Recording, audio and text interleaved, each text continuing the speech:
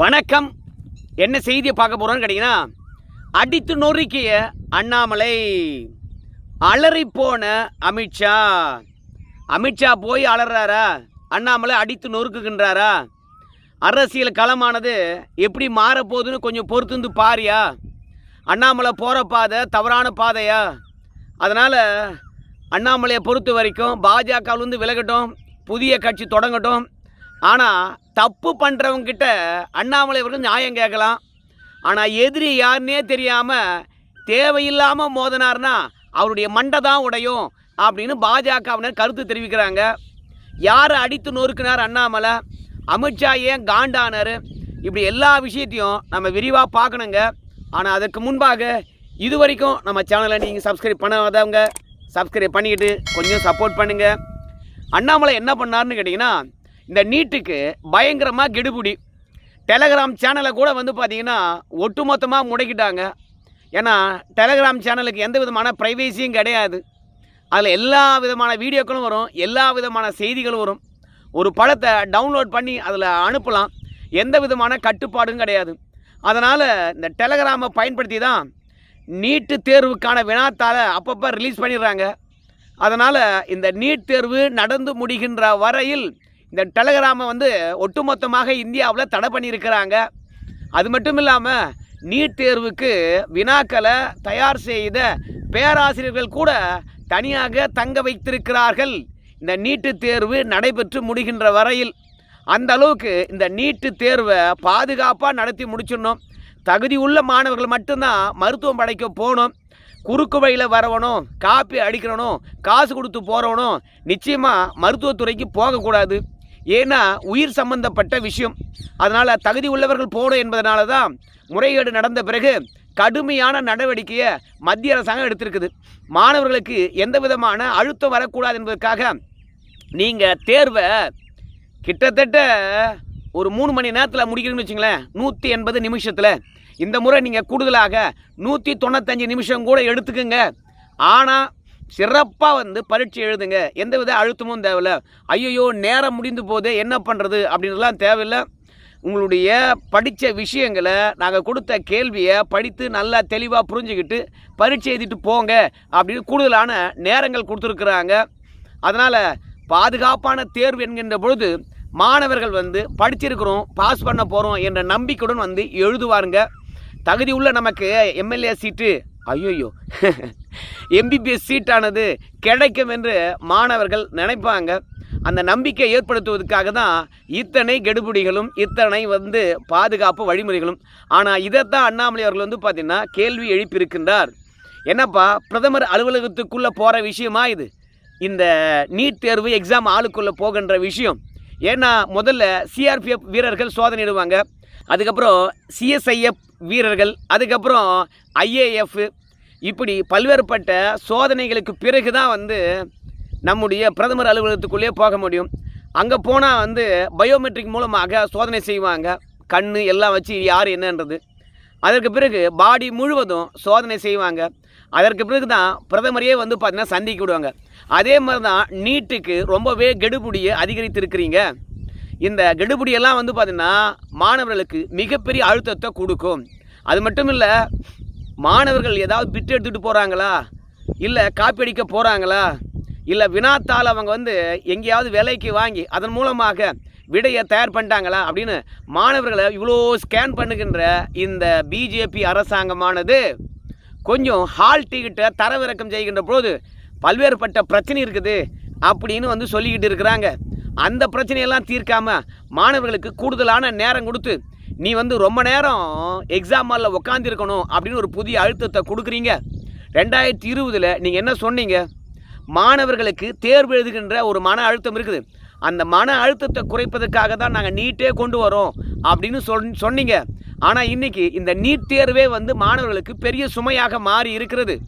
நாம் பாதுகாப்பு வழிமுறை இருக்குல்ல, அந்த பாதுகாப்பு வழிமுறையை நாம் கடைபிடிக்க வேண்டாம்னு சொல்லலை. ஆனால் ஐஏஎஸ் எக்ஸாம் எழுதுகிறாங்க, அதுக்கு இவ்வளோ பாதுகாப்பு நடைமுறையா? இல்லை. அப்போது நீட்டுக்கு மட்டும் இவ்வளோ கடுமையான நடைமுறைகளை கடைபிடிக்க வேண்டிய கட்டாயம் என்ன? இந்த தேர்வே வேணான்னு எல்லாம் ஓடிடுவாங்க போல் இருக்குது. அதனால் இந்த தேர்வு நடைபெறுவதையும் சரி, மாணவர்கள் அந்த தேர்வை அணுகுவதையும் சரி ரொம்ப சுலபமாக வையுங்கப்பா, மாணவர்களை போட்டு வதைக்காதீங்க, இல்லை இந்த நீட் தேர்வே தேவையில்லை, தூக்கி அடிச்சுட்டு போயிட்டே இருங்க அப்படின்னு நீட் தேர்வு தொடர்பாக அதிமுக பேசலை, திமுக பேசலை, தவேகா பேசலை. ஏன்னா இவங்கெல்லாம் நீட் தேர்வு வேண்டாம் என்ற கொள்கையில் இருக்கிறவங்க. ஆனால் அண்ணாமலையை பொறுத்த வரைக்கும் மே மாதம் நீட் தேர்வு எழுதப்பட்டது. அந்த நீட் தேர்வில் குளறுபடி ஏற்பட்டது. அந்த நீட் தேர்வு ரத்து பண்ணாங்க. ஸோ அந்த தருணத்தில் எல்லாம் அண்ணாமலை அவர்கள் வாய் முடிந்து சும்மா இருந்துட்டு இப்போ தனி கட்சி தொடங்கின உடனே ஏயா அன்றைக்கி நீட் தேர்வை ரத்து பண்ணிவிட்டு புதுசாக வைக்க போகிறோம் அப்படின்னு சொல்லுகின்ற போது நீ பேசுனியா? பேசலை. கடந்த காலங்களில் இதே மாதிரியான நடைமுறைகள் தான் கடைபிடிக்கப்பட்டது. அப்போ ஏதாவது குறை சொன்னியா? இல்லை. அது மட்டும் கிடையாது, நீட் தேர்வில் முறைகேடு நடந்த உடனே ஏன் இத்தனை முறைகேடு நடந்திருக்குதே, இந்த அரசாங்கமானது நடவடிக்கை எடுத்து அதை தடுக்கக்கூடாதா? நீட் தேர்வை நடத்த முடியலன்னு வச்சுங்களேன், பாதுகாப்பாக அந்த தேர்வை நடத்த முடியலன்னு வச்சுங்களேன், அப்புறம் ஏன் நீட் தேர்வு நடத்துகிறீங்க? உங்களுக்கு நீட் தேர்வு நடத்த தகுதியே இல்லை, அதனால் நீட் தேர்வு ரத்து பண்ணிட்டு போங்க. இதை நம்பி பல ஆயிரம் மாணவர்கள் நீட்டு கோச்சிங்க்கு போய் பல கோடி ரூபாய் செலவு செய்து படிச்சுட்டு வரான். நீங்கள் பள்ளிக்கூடத்தில் பார்த்தீங்கன்னா சிலபஸ்ஸு நீட் தேர்வை எதிர்கொள்ளுகின்ற அளவுக்கு தகுதியானதோ, ரெண்டாவது அதை நடத்துகின்ற ஆசிரியர்கள் திறமையும் கிடையாது. அதனால் பள்ளியில் ஒரு சிலபஸ்ஸு, நீட் தேர்வுக்கு ஒரு சிலபஸ் என்று சொல்லிட்டு மாணவர்கள் குழம்பியிருக்காங்க. இத்தனை பிரச்சனைக்கு இடையில் தேர்வு எழுத வந்தால் அந்த தேர்வில் முறைகேடு, நாயா நீங்கள் தேர்வு நடத்துகிறீங்க அப்படின்னு சொல்லிட்டு கேள்விலாம் கேட்குறீங்க. இத்தனை கேள்வி கேட்ட பிறகு தேர்வை சரியாக நடத்தணும்னு சொல்லிட்டு நம்ம நடவடிக்கை எடுத்தால் அதையும் குறை சொல்கிறீங்க. என்னையா மனசில் வச்சுருக்கீங்க நீங்கள் அப்படின்னு பாஜகவினர் கேள்வி கேட்குறாங்க. அண்ணாமலைக்கு நீட்டு தேர்வை பற்றி தெரிந்தும் எதற்காக திராவிட கட்சிகளும் தமிழக வெற்றிக் கழகம் அமைதியாக இருக்கிற போது இவர் ஏன் குதித்து எழுந்து வராரு அப்படின்னு சொல்லிட்டு இவர் புதுசாக கட்சி தொடங்கியிருக்கிறாரு. அவர் மீண்டும் அண்ணா பெரியார் அந்த வலைக்குள்ளே போய் சிக்க போகிறாரு தெரியுது. ஏன்னா செப்டம்பர் 15 என்று நினைக்கின்றேன், அன்றைக்கி தான் அண்ணாமலை அவர்கள் கட்சி தொடங்க போகிறார். அண்ணா பிறந்த நாளில் நீங்கள் கட்சி தொடங்குவதன் மூலமாக என்ன சொல்ல வரீங்க?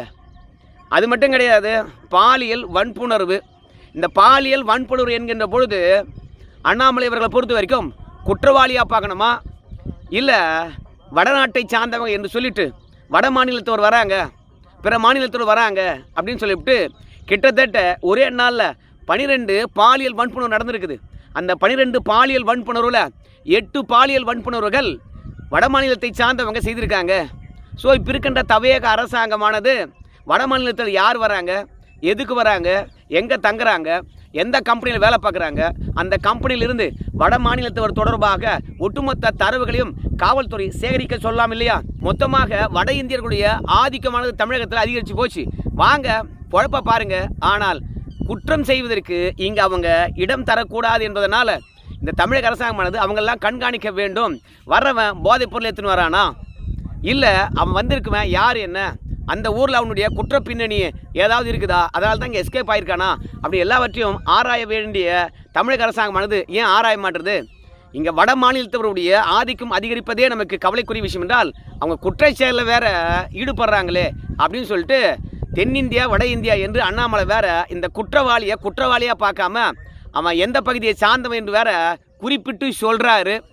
அதனால் இவன் தேசிய சிந்தனையிலிருந்து விலகி மீண்டும் திராவிட சிந்தனையுடன் போகிறானோ, ஏற்கனவே திமுகவுடைய பிடிஎம்மோ அப்படின்னு எல்லாம் சந்தேகப்பட்டிருந்தாங்க. இப்போ அண்ணாமலை அவர்கள் அதை உறுதிப்படுத்துகின்றாரோ அப்படின்ற ரேஞ்சில் தான் இன்றைக்கி பாஜகவில் இருக்கிறவங்க அண்ணாமலை இடத்துல கேள்வி கேட்குறாங்க. உங்களுக்கு ஏற்புடையது இல்லையோ, ஆனால் தேவையில்லாமல் மாணவர்களை குழப்பாதீங்க அண்ணாமலை அப்படின்னு சொல்லியிருக்கிறாங்க. இன்னும் சில பேர் என்ன சொல்கிறாங்க கேட்டிங்கன்னா, அண்ணாமலை பாஜகவினுடைய ஐடென்டிட்டியை சுத்தமாக தொலைக்கணும்னு நினைக்கிறாரு. தவேகாவினுடைய ஆட்சியினுடைய அவலங்களை பேசுகின்ற பொழுது இதெல்லாம் சரி பண்ணுங்கப்பா அப்படின்னு வேண்டுகோள் வைக்கின்ற அண்ணாமலை அவர்கள் பாஜக ஆட்சி மீது மட்டும் பரபரப்பான குற்றச்சாட்டுகளையும் கடந்த காலங்களில் நடந்து போன சின்ன சின்ன தவறுகளை எல்லாம் பெருசுபடுத்தி பேசுவதும், அண்ணாமலை அவர்கள் நான் பாஜகவில் இருந்தேன், அந்த கொள்கை எனக்கு பிடிக்கல, பாஜகவில் இருக்கிறவங்க எல்லாம் பார்த்தீங்கன்னா பாஜக எந்த நோக்கத்துக்காக தொடங்கப்பட்டதோ அந்த நோக்கத்தை சிதைத்து விட்டார்கள், அதனால் பாஜக தமிழ் மண்ணுக்கு தேவையில்லாத ஒன்று அப்படின்னு இவரே பேச ஆரம்பிப்பார் போல இருக்குது. அதனால் பாஜக அடையாளத்தை முழுமையாக தொலைத்து விட்டேன், பாஜக விட்டு வெளியே வருகின்றேன் என்றால் பாஜக அடையாளம் தேவையில்லை என்று தானே அண்ணாமலை அவர்கள் வெளியே வர்றாரு. அதனால் தேவையில்லாமல் மோடி தான் அண்ணாமலை அவர்களை பாஜக விட்டு வெளியே அனுப்பியிருக்கிறாரு. பாஜக என்ற ஒரு முகமானது தமிழகத்தில் எடுபடலை. ஆனால் அண்ணாமலை என்கின்ற மனிதனை பாஜக அடையாளம் இல்லாமல் வெளியே வந்து அதே பாஜக பின்னாடி இருந்து பணம் பொருளெல்லாம் கொடுத்து தமிழக மக்களுடைய மனங்களை வென்று அண்ணாமலை மூலமாக பாஜக தமிழகத்தை ஆள பார்க்குது. ஸோ அண்ணாமலை அவர்கள் வந்து பார்த்திங்கன்னா பாஜகவுடைய பி டீமு அப்படின்னு சொல்லிட்டு இருந்தாங்க. ஆனால் இப்போது அண்ணாமலையை பொறுத்த வரைக்கும் நாம் இன்னும் பிஜேபியுடைய கைகூலி தான் அப்படின்னு தவறாக பொதுமக்கள் எண்ணிக்கொண்டு நம்ம இயக்கத்தில் மக்கள் இணையாமல் இருக்கின்றார்களோ அப்படின்னு நினச்சிக்கிட்டு அண்ணாமலை வந்து பாஜகவை எதிர்க்கின்றாரா? ஸோ பாஜக ஆதரவாளர்கள்லாம் கிடையாதுயா. அதிமுக, திமுக மற்றும் தவேக இவங்களை எப்படி எதிர்க்கின்றனோ அதே மாதிரி தான் நான் எதிர்ப்பேன் அப்படின்னு வந்து எல்லாரையும் ஒரே பொது தளத்தில் தான் வைக்கிறேன். யார் தப்பு பண்ணாலும் சுட்டி காட்டுவேன், யாருக்கு எதிராகவும் போராடுவேன். தமிழ்நாட்டு மக்களுக்காக வந்திருக்கேன். நான் தமிழ்நாட்டு மக்களுடைய நலனுக்காக கட்சி தொடங்கியிருக்கின்ற போது கடந்த காலத்தில் நான் பாஜகவில் இருந்தேன் என்பதற்காக அவங்க தவறுகளை சகிச்சு கொள்ள முடியுமா? அதனால் ஏற்கனவே இருந்த கட்சியினுடைய விசுவாசத்தை மனத்தில் வச்சுக்கிட்டு நான் வந்து தமிழக மக்களுக்கு வேலை பார்த்தேன்னா சத்தியமாக எது நல்லது கெட்டது என்று என்னால் மக்களுக்கு பிரித்தறிந்து சொல்ல முடியாது. பாஜகவில் இருந்தேன் என்ற விசுவாசத்தை நான் மனசுக்குள்ளே வச்சுருந்தேன்னா பாஜகவுடைய தவறுகளை சுட்டி காட்டாமல் அப்படி கடந்து போவேன். அப்படி சுட்டி காட்டாமல் நான் கடந்து போனேன்னு வச்சுங்களேன், அப்புறம் மக்கள் என்னை நம்பி ஐயோ அந்த தப்பு பாஜகவில் வந்தது, ஆனால் அண்ணாமலை கடந்து போகிறாரு, இந்த ஆளை நம்பி பின்னாடி வந்தோமே, ஐயோ மோசம் போயிட்டுமே அப்படின்னு என்னை நம்பி வந்தவங்க அவன் நம்பிக்கை கொள்ளக்கூடாது. யார் தப்பானாலும் சரி போட்டு அடிப்பேன் அப்படின்னு வந்து அண்ணாமலை அவர்கள் பாஜகவை தான் முதல்ல இருக்கணும், பாஜக அடையாளத்தை தான் முதல்ல தொலைக்கணும். இதுக்கான காரணம் என்னன்னு கேட்டிங்கன்னா தமிழ்நாட்டில் பாஜக எதிர்ப்பு அதிகமாக இருக்குது. குறிப்பாக திராவிட சித்தாந்தம் கொண்டவர்கள், இன்னும் சுருக்கமாக சொல்லணும்னா திமுக கைகூலிகள் எல்லா மீடியாவிலும் இருக்காங்க. அவங்கள குஷிப்படுத்த வேண்டும் என்றால் பாஜகவை தாறுமாறாக கீக்கணும். ஏன்னா நேற்று வெள்ளை அறிக்கை விட்டுருக்காங்க. அந்த வெள்ளை அறிக்கையை படித்த நம்முடைய நிதியமைச்சர் மரியா வில்சன் தெரியுமா, அவர் படித்ததே வந்து தப்பாக இருக்குது. ஒன்று கூட தமிழை சரியாக பேசுகிற மாதிரி தெரியலை. நம்ம பார்க்காம பேசுகிறோம், சில வார்த்தைகள் வந்து பார்த்திங்கன்னா தவறாக வரும். ஆனால் பார்த்து படிக்கின்ற மரியா வில்சன் அவர்கள் தப்பாக படிக்கிறார். அப்போது பட்ஜெட் என்றால் என்ன என்று தெரியல, நிதி விஷயங்களும் அவருக்கு தெரியல. அதை தாண்டி அரசியல் களத்தில் அவங்க பழக்கவும் படலை. மூன்றாவது செய்தியாளர்களை சந்தித்து நம்ம என்ன விஷயத்தை கையில் எடுத்துருக்கோம் அதை தெளிவாக சொல்லவும் புரிதலும் இல்லை. ஆனால் எப்படியோ ஒன்று வெள்ளை அறிக்கை வெளியிட்டுட்டாங்க. வெள்ளை அறிக்கை வெளியிட்டது எதுக்காக? நம்ம தமிழகத்தில் நிதி ஆதாரம் சரியாக தான் இருக்குது, வருமானம் வருகின்ற வழிகளும் சரியாக தான் இருக்குது. அந்த நிதி ஆதாரத்தை வச்சு நாம் தமிழக மக்களுக்கு என்ன வேணாலும் பண்ணலாம். ஆனால் அந்த நிதி ஆதாரத்தை வருஷம் கிட்டத்தட்ட ஒரு 78,000 கோடியை திமுக ஆட்டையை போட்டிருக்காங்க. ஏன்னா நமக்கு பட்ஜெட்டில் 78,000 கோடி தான் ஷார்ட்டேஜ் ஆகுது. அந்த ஷார்ட்டேஜ் வந்து பார்த்திங்கன்னா தமிழ்நாட்டில் இருக்கக்கூடிய வளங்கள் நலங்கள் எல்லாவற்றையும் சேர்த்து பட்ஜெட் போட்டோம்னா, அந்த வருவாயுடன் சேர்த்து பட்ஜெட் போட்டோம்னா நம்ம கையில் பணமே மீறுமா. அப்போது 78,000 கோடியானது ஊழல் பண்ணியிருக்காங்க. இந்த ஊழலுக்கு எதிராக இந்த தமிழக வெற்றிக் கழகமானது என்ன நடவடிக்கை எடுக்க போகுது? இவ்வளோ கோடி ரூபாயை வந்து அபேஸ் பண்ணியிருக்காங்க ஒவ்வொரு வருஷமாக. தமிழ்நாட்டை வளர்க்கவே இல்லை.